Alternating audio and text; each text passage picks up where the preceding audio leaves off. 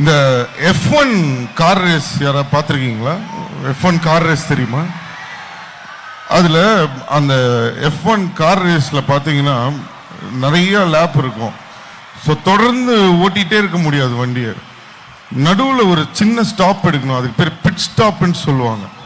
ஏன்னா அங்கே நிறுத்தினா தான் திருப்பி ஃபியூயலை ஏற்றணும், தேஞ்சு போன டயரை மாற்றணும், திருப்பி நம்மளை ரெடி பண்ணணும்.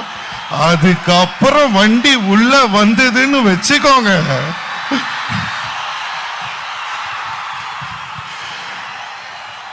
என்னைக்கும் சொல்றேன், இப்போவும் சொல்றேன், ஃபர்ஸ்ட் யாரு முன்னாடி போறான்றது முக்கியமே இல்ல,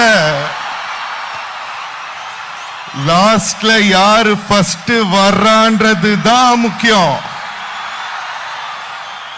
வரல வரோம்.